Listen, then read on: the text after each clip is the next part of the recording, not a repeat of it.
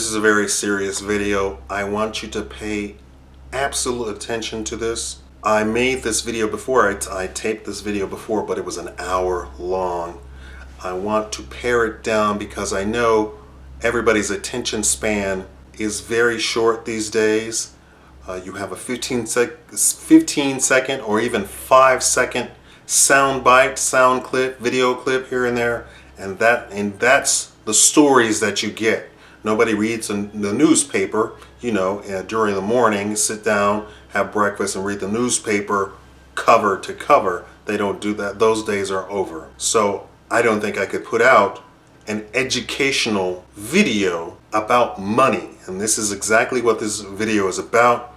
I think this is should be required or should be desired for you to have in your collections of favorite videos, stuff that you should be able to look at and refer to if you ever have a question about money. So I've pared it down, and of course it's not going to have anywhere near the information that the other video had, the hour-long video. I'm an investor in stocks, commodities, real estate, and durable goods. I own my own business. I have several assets working in my favor every day, every month, every hour of the day. I have residual income coming in every hour of the day. And this is just one avenue of my corporation. Everybody should own a corporation, LLC or a full-blown corporation. And everybody should, I don't have one, but everybody should have a living trust with them, working for them. These are things that you should look into. Now, of course, this video is not going to contain all of the information that I had in the hour-long one, so I'm going to make this really, really short. So, Henry Ford, 1863 to 1947, the American industrialist and pioneer of the assembly line production method, stated, quote, "It is well enough that people of the nation do not understand our banking and monetary system, for if they did, I believe there would be a revolution before tomorrow morning." Now, this is what Henry Ford said. He was a capitalist bar none. He was awesome. He's everything that the communists would want, that the socialists would want, and that of course, the industrialists and capitalists would want. Why? Because he believed that his people should be able to afford their products. So that's the whole socialist thing. Everybody should have sort of an equal wealth. Now, of course, he was a billionaire when there was no such thing as a billionaire. But he paid his people enough so that they could be able to afford their own product. Now, what do you think about that?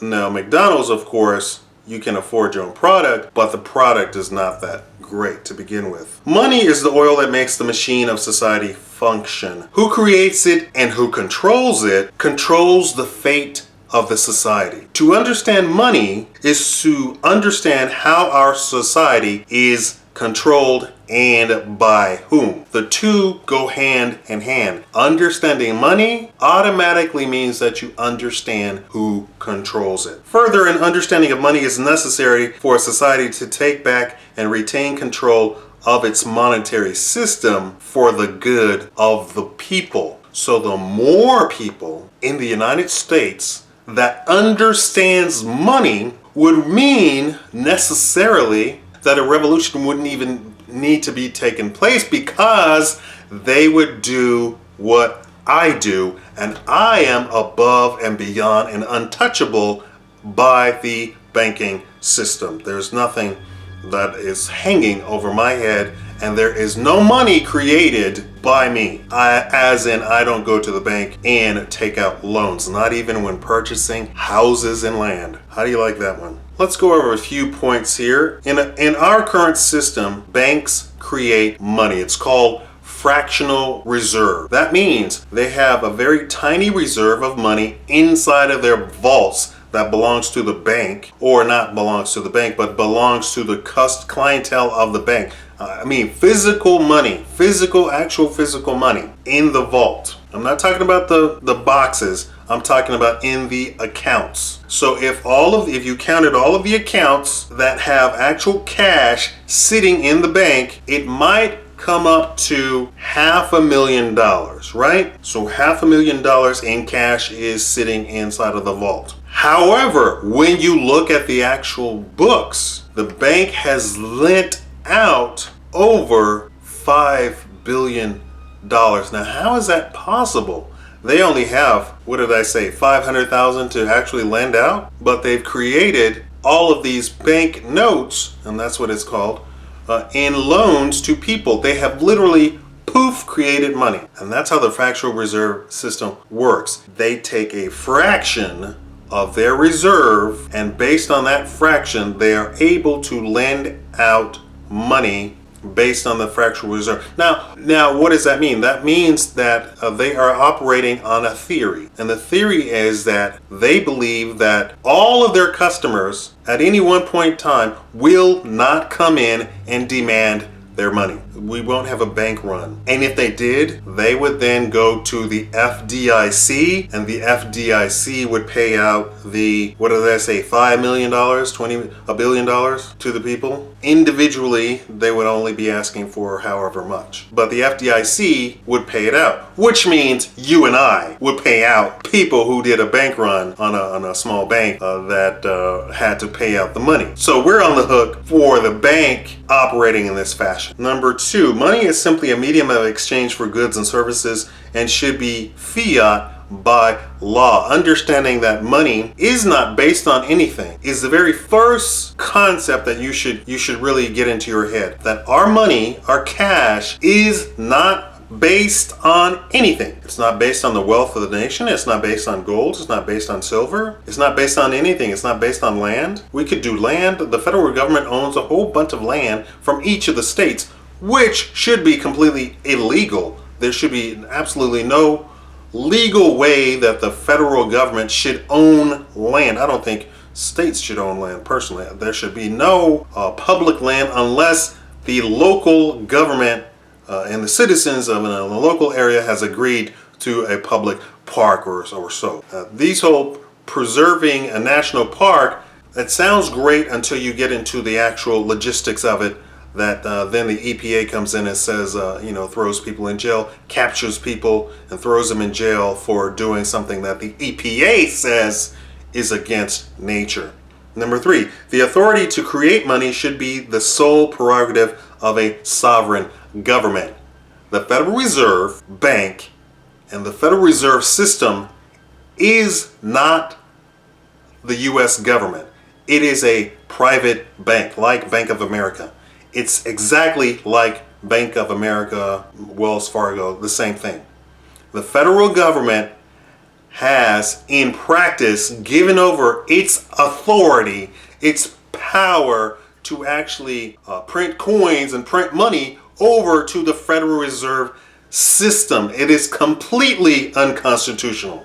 Completely. The Constitution states point blank, the sole power of the purse rests in the Congress of the United States. And supposedly these rights are things that you cannot give away, right? So the entire Federal Reserve System is unconstitutional. Understanding the monetary system, understanding money, as Henry Ford said, would create a revolution. People would be revolting tomorrow if enough people. I doubt that 10% of the population in the United States understands any of those 3 points that I just read off, or know them, or have even heard about any one of those 3 points. I bet you 10% of the population barely knows, and meaning 90% of the population is walking around ignorant. They think that money is backed by something. They think that the Federal Reserve is a government entity. They think that money actually represents something, and they think that our money has a limit to it, as in we can actually grab it and count it, which is a lie. So they don't understand the concept of fractional reserve banking. They don't understand that every day, every minute of the day in the United States, money is created by the millions of dollars in the economy by banks. They also don't understand that money is being printed by a private bank that we are on the hook for, and our children, and our children's children, and our 20 generations from now, we would still be paying on what we're doing today, that the Federal Reserve is doing to us today. If I could get 30% of the population educated on just those 3 points, we would not have the situation that we're in right now. Now, what is my recommendation for you as an investor? Let's first start out from the very beginning. You have to be able to save money. If you're not saving money, I recommend immediately to look into another market. If you can't get promoted, to look in another market. I'm talking look everywhere, including, the guy in dirty jobs, including jobs like those. I have done construction. I have flipped burgers. I have been a waiter. I've trained horses.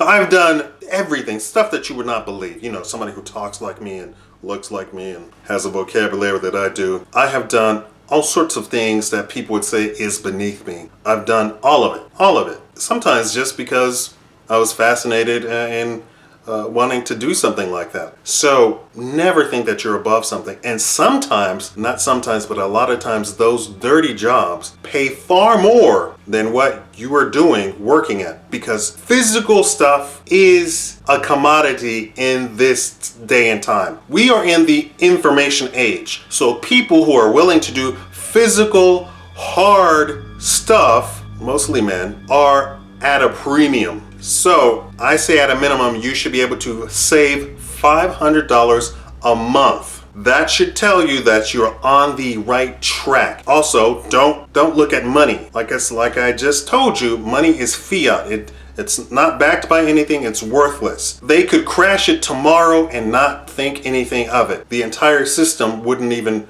blink and bat an eye. You, as an American watching this video right now, my recommendation is be able to save at least $500 from a month from your paycheck. Accumulate some of that money into enough to then invest in, and I'm using this term in two ways, stuff that is not going to depreciate in value. So it's going to retain you're going to be able to sell it for the same amount, the same equivalent amount the day that you buy it. So that's going to be an asset, and then an income developing asset. So research those two things, assets and income delivering assets. And that's my recommendation to you of how to use this information. I want you to have a practical use.